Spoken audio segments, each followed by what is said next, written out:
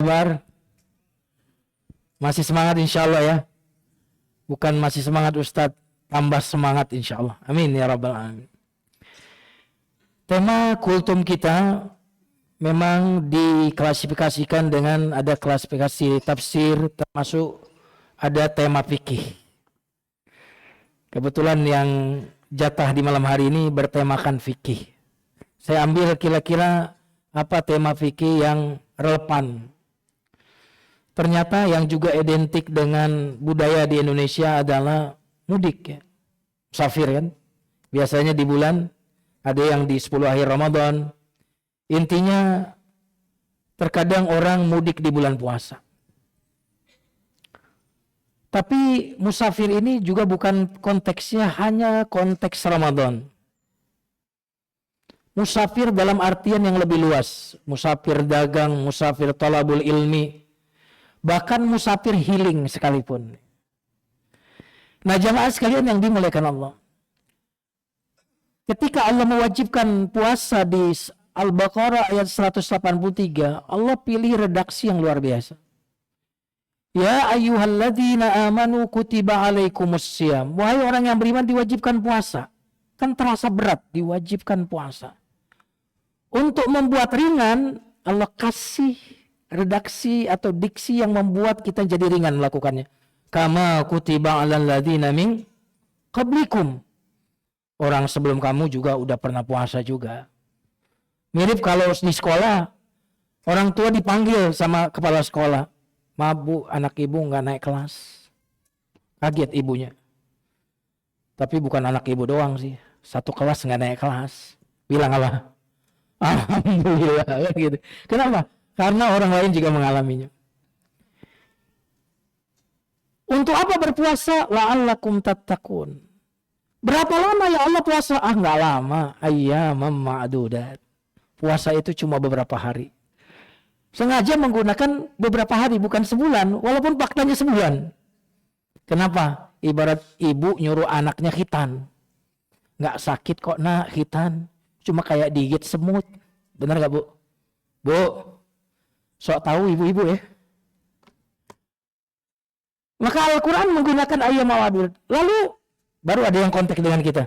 Terus kalau saya lagi sakit, lagi berpergian, wah tahu banget Allah itu.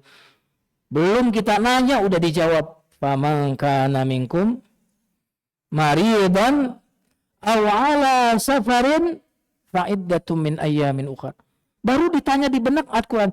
Tapi kalau kamu sakit, karena musafir, maka kamu boleh tidak puasa di bulan Ramadan. Fa'iddatun min ayyamin ukhar. Lalu digantikan di hari setelah Ramadan. Di luar bulan Ramadan digantikan. Sejumlah hari yang kau tinggalkan. Nah jamaah sekalian yang dimuliakan Allah Subhanahu Wa Taala. Berarti dari Al-Quran, orang yang musafir boleh dia tidak berpuasa dengan syarat nanti dia wajib mengganti di luar bulan Ramadan. Dan banyak sekali riwayat, karena waktu kita nggak banyak, hadis-hadis yang menunjukkan bahwa Rasulullah pernah melakukan safar di bulan Ramadan, lalu kemudian sahabat kehausan, lalu Nabi memerintahkan untuk mengambil air, lalu Nabi minum, lalu semuanya saat itu tidak berpuasa. Walaupun terkadang Nabi juga berpuasa dalam banyak riwayat. Jadi ada riwayat Nabi yang menjelaskan beliau tidak berpuasa. Ada riwayat juga yang menunjukkan bahwa Nabi Shallallahu Alaihi Wasallam berpuasa. Nah jemaah sekalian yang dimuliakan Allah. Berapa jarak safar yang membolehkan kita untuk tidak berpuasa di bulan Ramadan? Dalam sebuah hadis disebutkan, janganlah kalian mengqasar salat bila kurang dari 4 burud. Nah, 4 burud itu istilah di zaman dulu yang kalau kita konversi sekarang sekitar 88,704 km. Ya 80 km ke atas. Syarat minimal kita boleh untuk tidak berpuasa saat safar adalah jarak waktu kita boleh menjamak dan mengqasar salat. Kalau berarti saat kita safar itu jarak boleh kita menjamak salat, itu berarti kita boleh untuk kemudian tidak berpuasa saat musafir. Nah jamaah sekalian yang dimuliakan Allah, kalau kita musafir ke suatu tempat, berapa lama kita boleh tidak puasa karena kita musafir? Karena ayatnya tadi bilang, pokoknya musafir. Terus kalau udah, misalkan saya ke Jawa Timur nih, udah 4 hari, bahkan udah seminggu, apa boleh masih nggak puasa? Kan sudah lama. Jawabannya mayoritas ulama mengatakan 4 hari, tapi pergi dan pulang nggak dihitung. Karena Nabi ketika haji, beliau kan jamak sholat itu, dan itu 4 hari. Setelah itu Nabi tidak menjamak setelah mukim 4 hari itu. Walaupun ada jamaah sekalian, mazhab Imam Abu Hanifah mengatakan boleh menjamak walaupun sudah setengah bulan, maksimal setengah bulan. Jadi kalau kita safar ke daerah misalkan, dan di sana mukim selama 15 hari, menurut mazhab Imam Abu Hanifah, boleh selama 15 hari itu tidak puasa karena safar itu. Kecuali kalau sudah. Nah kalau udah di atas 15, berarti nggak boleh menurut mazhab Imam Abu Hanifah. Adapun mazhab jumhur ulama mayoritas, maksimal 4 hari di sana, berarti kalau udah 5 hari, nggak boleh lagi. Nah, ini terjadi khilaf di situ. Yang berikutnya jemaah sekalian, kita cepatkan. Kapan boleh kita tidak puasa? Saya di Bintaro nih tinggal, terus safar ke Jawa. Apakah saat saya masih di Bintaro kemudian saya sudah boleh makan? Ada 2 pendapat. Ada yang mengatakan harus ngelewatin dulu tempat kita tinggal itu. Lewat, udah keluar nih Bintaro, masuk BSD misalkan, baru boleh makan. Walaupun sebagian sahabat ada yang walaupun belum berangkat, masih di daerah Bintaro misalkan mau safar, boleh makan. Jadi ada terjadi perbedaan. Dan perbedaan ini jamaah sekalian saya sampaikan supaya kalau kita melihat perbedaan di tengah masyarakat, kita nggak saling menyalahkan. Gitu ya. Yang terakhir jamaah sekalian nanti dimuliakan Allah. Mana yang lebih utama saat seimbang? Saya kalau safar, bagi saya puasa itu nggak masalah.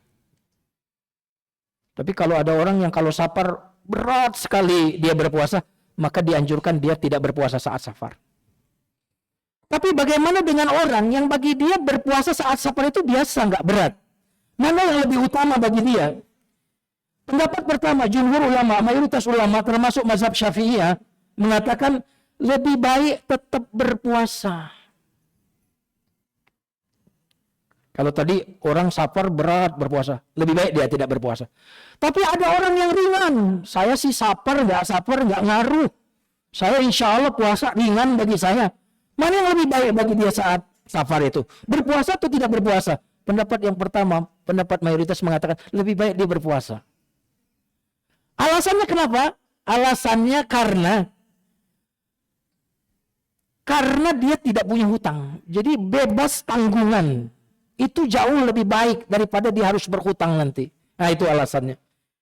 Yang kedua jemaah sekalian yang dimuliakan Allah, pendapat yang mengatakan berbuka lebih utama, bahkan disebut makruh berpuasa. Jadi kalau ada yang bilang lagi musafir mah makruh ente berpuasa. Bahkan kalau kita lihat pendapat yang lain itu puasanya tidak diakui puasanya, dia harus ganti nanti walaupun dia berpuasa saat safar itu. Nah yang ketiga yang menarik adalah pendapat yang menengah-nengah, yang lebih utama, dua-duanya utama. Karena hadis yang mengatakan bahwa Nabi membatalkan puasa waktu safar sahih juga.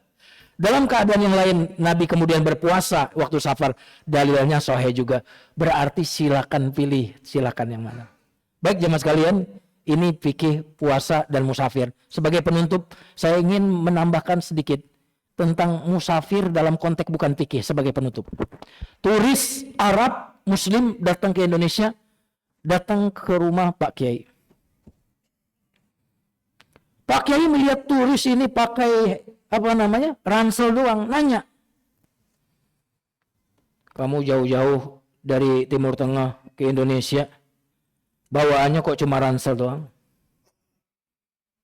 Kata turis Timur Tengah ini, ya wajar Pak Kiai, saya kan musafir, turis. Nggak lama saya di Indonesia ini, mendingan barang saya tinggal di tempat yang saya lama tinggal. Terus turis Timur Tengah ini balas, ya Pak Kiai terkenal, tapi kok Pak Kiai rumahnya kok sederhana banget sih? Ada meja, rak buku, nggak ada mewah-mewahnya sama sekali. Apa jawaban Pak Kiai ini sebagai penutup?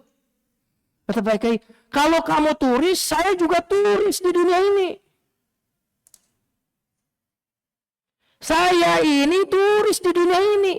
Buat apa saya ngumpulin banyak barang untuk sesuatu yang saya akan tinggalkan? Mendingan saya bawa itu bekal-bekal saya untuk saya kirim ke akhirat di mana tempat menetap saya. Closingnya, semua kita yang sekarang berada di sini semuanya musafir. Kalau dia umurnya 60, 70, berarti sudah selama itu dia melakukan musafir. Kalau sudah selama itu, insya Allah tidak lagi lama akan segera sampai. Barakallahu fikum. Wassalamualaikum warahmatullahi wabarakatuh.